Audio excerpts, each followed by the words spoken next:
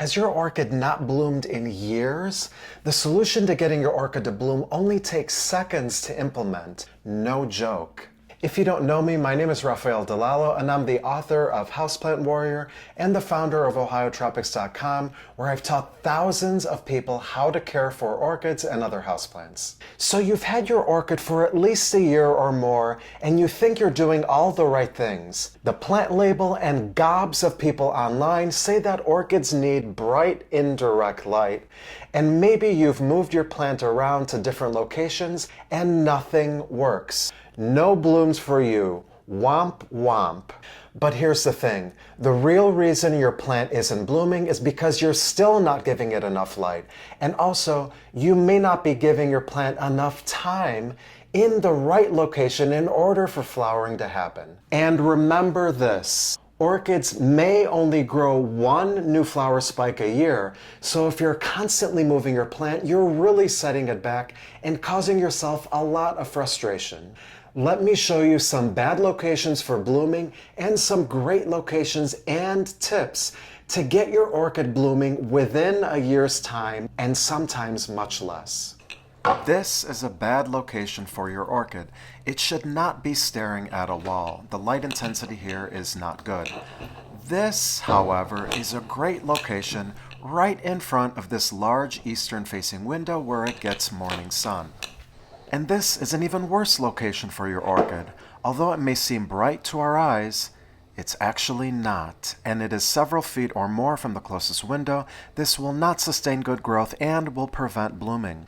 This, however, is a great location immediately in front of this large sliding door that faces east. And this is the worst location yet, and I'm showing this because many people have placed their orchids in similar locations and have come to me wondering why their orchids are not blooming.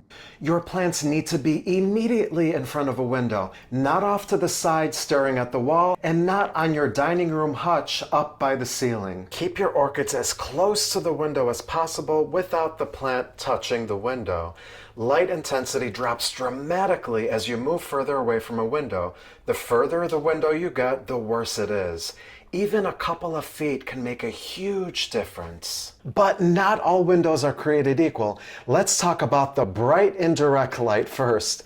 If you have your orchid in front of a tiny window with no direct sun at all, it probably isn't enough light to get it to bloom. Or if you insist on having your plant on the opposite side of the room where your windows are, I can't help you out. Just forget about the bright indirect light fallacy. The truth is, orchids indoors benefit from some level of direct sun and will bloom and grow more vigorously that way. These orchids here are immediately in front of these windows and they get direct sun in the morning, regardless of where you live, keeping your plants right in front of eastern facing windows where they receive gentle morning sun is amazing for the health and blooming of your orchids. But there are many other options. Windows with late afternoon direct sun can also be fine. And if you have windows with direct sun all day, you may want to diffuse the sun with either sheer curtains or partially closed blinds, especially if you live in an area with really intense sun. And in geographic locations with strong sun, it may be a good idea to avoid midday direct sun, which can potentially burn your leaves. And if you don't have much natural light in your home, you can always use grow lights. So move those orchids in front of those windows and give them some time. Leave them there for several months to a year before you get the urge to move it again.